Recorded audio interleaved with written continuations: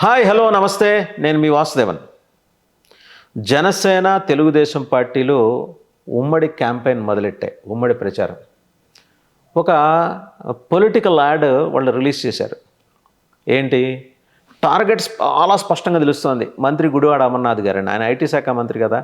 ఇక్కడ కూడా ఎవరో ఒక ఐటీ శాఖ మంత్రి ఆయన పోలికలు కాదు కానీ ఆయన యాస్తో ఒకరిని కూర్చోబెట్టేసి ఒక తండ్రి కొడుకు ఆ మినిస్టర్ గారి దగ్గరికి వస్తారు. అయ్యా నేను ఫలానా చోట బీటెక్ చదివాను లేదా ఎంటెక్ చదివాను, నాకు ఉద్యోగం కావాలి.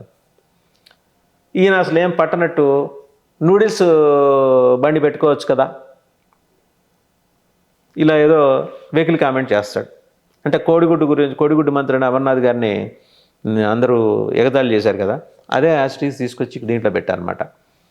ఉమ్మడిగా రిలీజ్ చేసిన ఈ పొలిటికల్ అడ్వర్టైజ్మెంట్లో పొలిటికల్ దాన్ని ఏమంటారు రీలో యాడో దాంట్లో ఏంటంటే టార్గెట్ గుడివాడ అమర్నాథ్, జగన్మోహన్ రెడ్డి ప్రభుత్వం.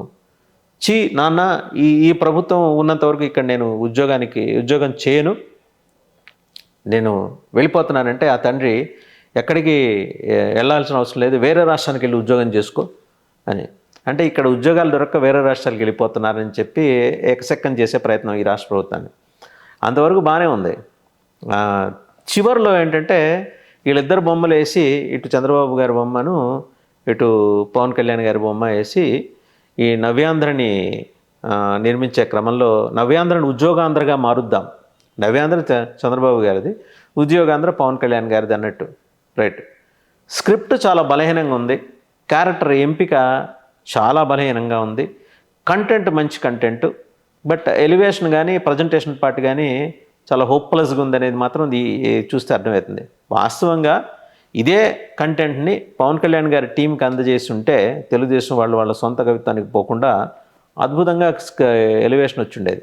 ఇప్పుడు గుడివాడ అమర్నాథ్ని పోలిన మనిషిని ఎంతసేపు అండి పట్టుకుని రావటం, అనకాపల్లి యాసలో మాట్లాడే వాళ్ళని పెద్ద వ్యవహారం కాదు. పవన్ కళ్యాణ్ గారి టీంకి అప్పచెప్పల. తెలుగుదేశం సొంత కవిత్వానికి పోయి ఇదేదో మామూలుగా రేషన్ బియ్యానికిను పాలిష్డ్ బియ్యానికి ఉన్న తేడా ఏంటని ఇక్కడ చూసాం. ఒక పాలిష్డ్ స్క్రిప్ట్ తోటి పాలిష్డ్ అవుట్పుట్ సినిమా వాళ్ళు తీస్తే ఎట్లా వస్తుంది, ఇక ఇలాగా ఏదో బడ్జెట్ పద్మనాభం లెక్కతో తీస్తే పొలిటికల్ అడ్వర్టైజ్మెంట్ అలా వస్తుంది అనేది. ఇప్పుడు గుడివాడ అమర్నాథ్ మీద సెటైర్ వేయాలంటే బ్రహ్మాండంగా వేయచ్చు. మరీ హోప్లెస్గా అలాంటి బలహీనమైన స్క్రిప్ట్ తీసుకొని ఫస్ట్ పొలిటికల్ యాడే పేలవంగా ఇస్తే, ఇప్పుడు ఆయనకేం చంద్రబాబు గారికి పోయేదేముంది, 74 ఏళ్ళ వయసులో ఆయన చూడాల్సినవన్నీ చూశారు, అనుభవించాల్సినవన్నీ అనుభవించేశారు, ఆయన చూడని పదవి లేదు ఆయనే అన్నట్టు. మహా అయితే ఈసారి గెలిస్తే లోకేష్ గారిని ముఖ్యమంత్రి చేద్దాం అనేది ఆయన తపన కావచ్చు. బట్ ముఖ్యమంత్రి రేసులో పవన్ కళ్యాణ్ గారు ఆల్రెడీ ఉన్నారు. ఆయనేమి డిస్మిస్ చేయలేదు, రూల్ అవుట్ చేయలేదు. చేసేప్పుడు ఇప్పుడు బలమైన యాడ్ పవన్ కళ్యాణ్, జనసేన టీడీపీ కలిసి ఒక యాడ్ ఇస్తున్నాయి, ఒక పొలిటికల్ మీమ్ చేస్తున్నారు అంటే people will have lot of expectations ప్రత్యేకించి. కానీ అంత మరీ బలహీనంగా ఉంది. పవన్ కళ్యాణ్ గారు ఇది మీ నోటీస్కి వచ్చిందో లేదో నాకు తెలియదు, వస్తే మాత్రం దయచేసి ఇట మరీ ఇంత చౌకబారుగా కాకుండా క్వాలిటీతోటి తీయగల నేర్పరితనము, దక్షత ఉన్న టెక్నీషియన్స్ మీ దగ్గర ఉన్నారు, మంచి స్క్రిప్ట్ రైటర్స్ ఉన్నారు, మంచి బ్యాక్గ్రౌండ్, క్యారెక్టర్ ఎలివేషన్ ఎట్లా ఉంటుంది ఏంటి అనేది. ఇక్కడ విలనిజం చూపించాలి అంటే ఆ క్యారెక్టర్లో విలనిజం కామెడీ రెండు పండించగల రావు గోపాలరావు లాంటి క్యారెక్టర్ని తయారు చేసుకొని అందులో పెట్టాలి. ఏదో క్యాజువల్గా కృష్ణనగర్ జూనియర్ ఆర్టిస్ట్ అసోసియేషన్ నుంచి ఒక 4-5 పికప్ చేసి వాళ్ళతోటి చేయించినట్టుగా అనిపించింది. మీ కంటెంట్ మాత్రం చాలా బాగుంది.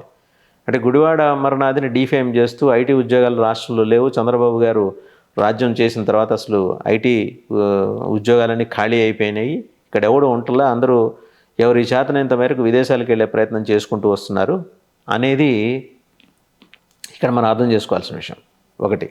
రెండోది, అమర్నాథ్ని అంటే ఆ కోడిగుడ్డు మంత్రి అని చూపించే క్రమంలో ఎగ్జాక్ట్గా ఏంటంటే ఒక సిమిలర్ షాట్ తీసుకొచ్చి అక్కడ చూపించే ప్రయత్నం ఏదైనా చేస్తుంటే బాగుండేది.